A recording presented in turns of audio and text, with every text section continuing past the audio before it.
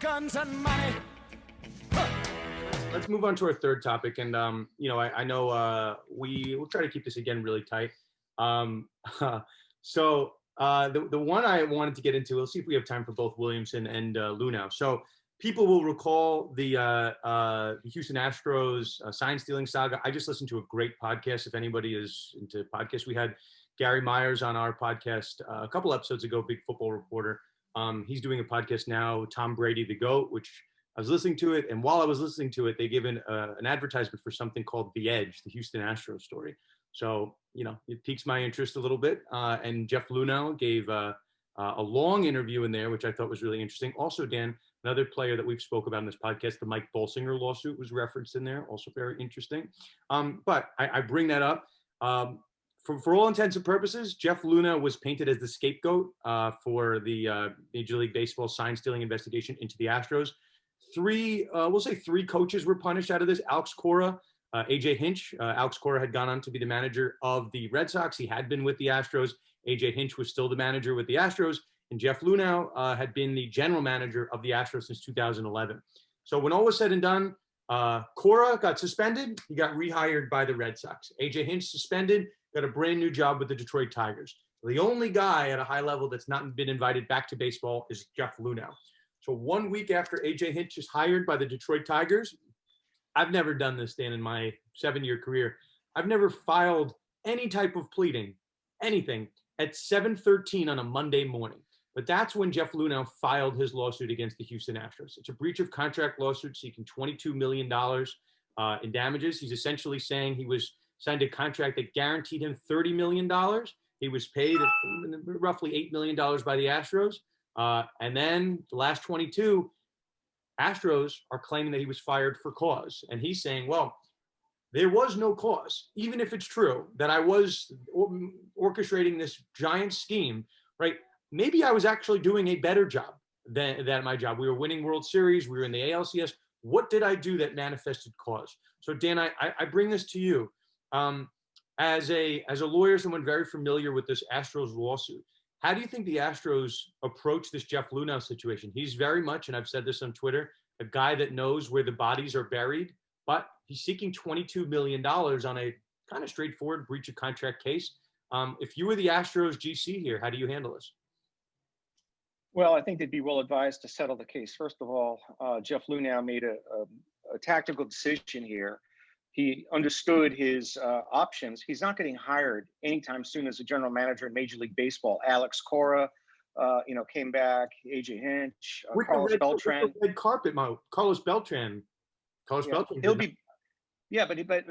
be back in the good graces of baseball. Everybody, every culpable on the field person, and this scheme was hatched on the field. It didn't come from the executive suite of the Houston Astros offices. It was hatched by people on the field and coordinated by people who are close to the field. And this is a situation where he's this fall guy, a convenient fall guy, which is an expression we hear over and over and over again. But I guarantee you that if there's any justice in the world and you look up the word fall guy in legal dictionaries years from now, you're gonna see Luhnow's picture, because this is the classic fall guy. He didn't direct the scheme, he didn't conceive the scheme, he didn't cover it up, yet he was fired for cause. Clearly this is a manufactured suit, not a manufactured suit, but a manufactured for cause dismissal. It doesn't come anywhere close to the line. And what usually, I'm agreeing with you. Now, Dan, I want to give you one more kind of nuance to this. Wait, go ahead. I was going to throw you one more. Go ahead. You're on a roll here. Sure. Go. Okay. So what I see happen a lot in these individuals, like coaches who get fired and the teams trump up a for cause firing, it's all a leverage play, because the teams and the institutions have unlimited financial resources. They can litigate you, all the way to Dante's Inferno and back, right? And they have endless supplies of money. Close the floodgates, or else it'll put out. Yeah. Whereas the fired coach or the fired general manager has a limited amount of resources, and he's paying, or he or she would be paying, a lawyer to handle this case, or maybe the lawyer is handling the case on a contingency. So all of the leverage in terms of delay and financial resources lie on the side of the team. And of course, even when the facts don't warrant it, this is a situation where the team is going to use its financial might and the disparity to allege that there was a firing for cause, because maybe Jeff Luhnow needs the money. Maybe he's not a multimillionaire, and instead of taking 22 million, he'd settle for 10. And I saw the same thing play out a couple of years ago. If you remember Bullygate and Jonathan Martin. I've heard of that. There was no culpability by Jeff Ireland. Jeff Ireland, I mean, this was bullying being conducted with the acquiescence of the offensive line coach. It was done by some of the offensive linemen. Jeff Ireland, who was the GM of the Dolphins, couldn't be any further removed from the situation. Yet he paid for that with his job. And Jeffrey Ross is the comedian. Stephen Ross, his brother, fired.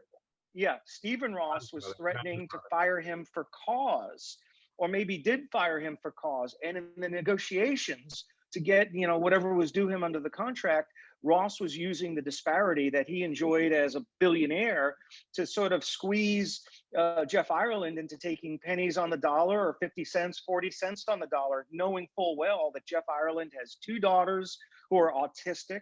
And I could tell you from firsthand knowledge that played into the negotiations, and that provided a billionaire like Jeffrey Ross with tremendous leverage over Jeff Ireland, who has to provide for his family, had 2 children with special needs, and took a haircut, even though legally there was absolutely nothing to suggest that he did anything that would rise to the level of justifying a for-cause dismissal. So the only thing I wanted to add, which we have a request from the chat to talk about opening the floodgates. Dan, I really do think the only way that you stop Dante's Inferno is to open the floodgate. Yeah. No, I kid. So Dan, the one part that's interesting, if you read Major League Baseball's report on Jeff Luhnow, what it said was that he wasn't aware of the sign stealing system. Maybe there was an email that should have been referenced, and it was at the bottom of an email that he didn't read, but for the most part, he wasn't really aware of it, is what Major League Baseball concluded, but that he should have been aware. Now, mind you, Dan, you know who's not punished in the sign stealing scheme? Jim Crane. Do you know who gets to decide if Rob Manfred has a job? The owners, one of which is Jim Crane. And if you read it, because this podcast is actually fantastic. Obviously, this one is fantastic, but the Edge, the Houston Astros story, is very good. It points out that Manfred, who obviously I'm Rob Manfred's biggest fan, so if I'm criticizing, I'm not a fan of Rob Manfred, but the point being, he goes out of his way in the language of Manfred's decision to praise Jim Crane about how great Jim Crane is. So what Luhnow is alleging is that what was supposed to be really a punishment handed to the Astros was really, I think they said, a negotiated resolution between Jim Crane and Rob Manfred, which really isn't appropriate, right? This is the same issue that Dan, you and I had with the Dan Snyder litigation. If you're going to have someone really conducting a forensic accounting of your team, you can't handpick and hire the lawyer. It's got to be someone independent. So what Luhnow is saying, which I kind of buy it, that this investigation was not really impartial because Jim Crane was overseeing it, and he was kind of paying Rob Manfred's salary in somewhat of an indirect way. But I think, I'm with you, Dan. I don't know why Jim Crane doesn't also get punished. We've seen owners get punished in sports, but nothing for Jim Crane.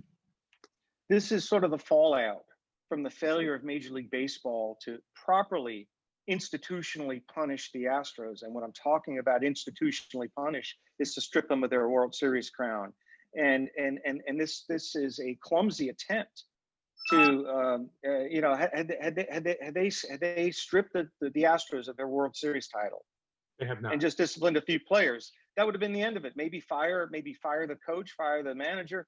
But this is all an attempt to kind of shift blame away from where blame really lies, with the players that committed the misdeed, as well as the organization should suffer a meaningful punishment, not just a fine, not just loss of draft choices. We're just dancing on the edges of what the real punishment should be. So let's hit Mac Williamson quick, Dan, then I want to leave time for the man that Dan Ravel called the sports betting guru. And no, we are not having a guest. That is actually you. Did you catch that one? Mike McCann coined that about 5 years ago, and then he called me gaming law guru. But he doesn't call me that anymore. Yeah, no one says sometimes, Dan, on Twitter, you say gaming law. I feel like it's like sports betting law. Gaming law is like, come on, we're like adults here. We don't play games. We bet. I got to eat though. I got other, I have to market myself a little bit more broadly beyond this narrow sector. Yeah, I've seen, listen, you are currently sitting in a box at Madison Square Garden. You are not hungry. Okay. So This is a rented sport jacket. I saw you're wearing suit pants. Okay. I'm wearing jeans over here. You went full suit on us. With my champion sweats. Don't show us. Okay, so let's hit. And by the way, this is not a Jeff. We were not at risk of a Jeff Toobin situation. No longer employed. Speaking of people that have been fired, that's by the New Yorker. I don't know how he comes back to CNN, but funny story. I was interviewed by Jeff Toobin for a position as an assistant U.S. attorney about 25 years ago. Did he interview you over Zoom? Thankfully not. I was in a room alone with him though. That is terrifying. That is I'm surprised you lived to tell about it. No, actually there was another AUSA there, but when I was clerking for a federal district court judge in 1992, as a courtesy, the Brooklyn U.S. Attorney's Office would interview any federal judicial law clerk that wanted to work for the U.S. Attorney's Office, because if they declined the interview, they might sort of make the judge unhappy. So I got one of these courtesy interviews, and I had a shot. I really had a good interview, but it didn't pan out. Jeffrey Toobin did not think that I was AUSA worthy at the time. Well, Dan, if Jeffrey Toobin didn't think that you were Jeffrey Toobin material, that actually might be a good thing at this point. Okay, Dan, let's hit Mac Williamson quick, and then I want to save time for the gaming law guru. We'll do a throwback for you. So for those that are not following this one has the potential to be one of these, we'll say, I'm not trying to be too outlandish, but a breakthrough lawsuit. We do not normally have players suing teams for injuries that occur in the sport. That's because of this general, I post the funny videos and I just write assumption of the risk. Assumption of the risk in sport is pretty obvious. If you get, cross-checked into the boards and you break your shoulder, you can't sue the team or the player for cross-checking you. This incident, Mac Williamson was chasing a fly ball. He's a left fielder for the Giants. He was chasing a foul ball down the third base line. I happen to be a San Francisco Giants fan. I've been to that park.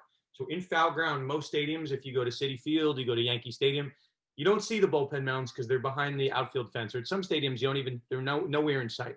The bullpen mounds at Giant Stadium are on this third baseline and the first baseline. Same thing at Wrigley Field. They've since got rid of them at Giant Stadium. Now I think it's Oracle Park. But basically, Mac Williamson was tracking a ball, looking up in the sky to get the ball, and he trips over the bullpen mound, slams his head, gets a concussion. At that time, I think it was 2018. Williamson was on a tear. He had readjusted his swing to, I think he was working with Justin Turner's coach. We'll leave the Justin Turner stuff out. We could have a whole podcast on Justin Turner. But he was never the same guy after this concussion. So he's claiming, which we can unpack this, a causally related injury caused by inherent danger on the field, that being this bullpen mound. So a couple things, Dan, for purposes of our conversation, and I'll toss to you in a second. Workers' comp is usually going to be your exclusive bar. You can get around that, Dan, as you and I have kind of got into with the Tyrod Taylor lawsuit and the Kevin Durant lawsuit way back when, if there's some egregious misconduct or fraudulent concealment. I don't think we have either of those two things with Mac Williamson, but assuming we did, right, assuming we got into court, we had a fun lawsuit. How do you think the assumption of the risk doctrine plays here for Mac Williamson, the home player, the home left fielder for the San Francisco Giants?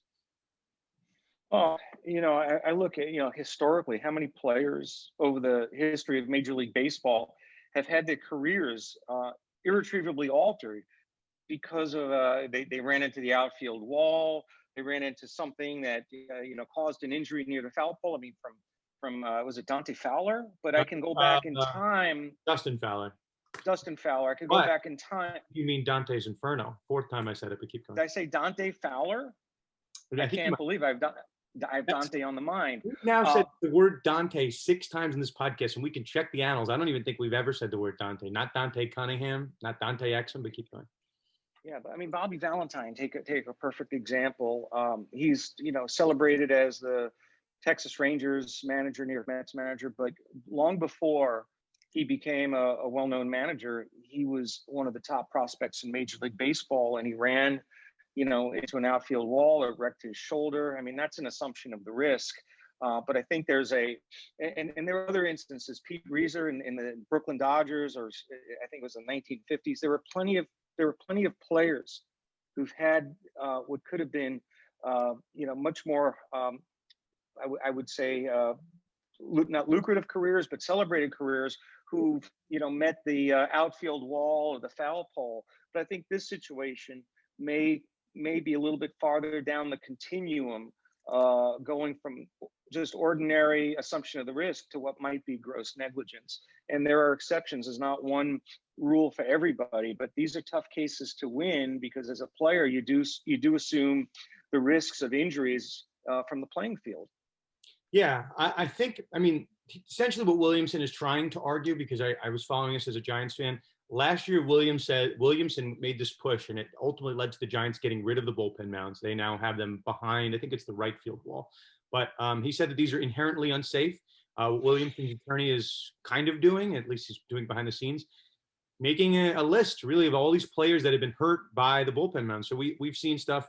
It's not a perfect analogy, but like, right, when we take torts, there's certain things that are inherently dangerous, right? That strict liability is going to apply, be it like a stick of dynamite is inherently dangerous. When it comes to a bullpen mound, what Mac Williamson's going to argue is that there is no safe way to have a bullpen mound and play the game. And I don't know if I believe it. I put a poll up on Twitter and I asked, is a bullpen mound open and obvious, inherently dangerous? So 75% said it was an open and obvious condition, and 25% said that it wasn't. But I understand I'm in the 75, but I can see if you're a third baseman and you have to look up the ball, it's an additional challenge that is really and truthfully unnecessary. I understand why you have it for a competitive advantage, right? If you want to, if the home fans can heckle the other people in the bullpen, or your pitchers, your eighth inning guys more comfortable with the home crowd. But I don't know if it's necessary. And I do think we might be seeing the end of it, Dan. Yeah, I have to compliment, I'm looking at some of the comments here.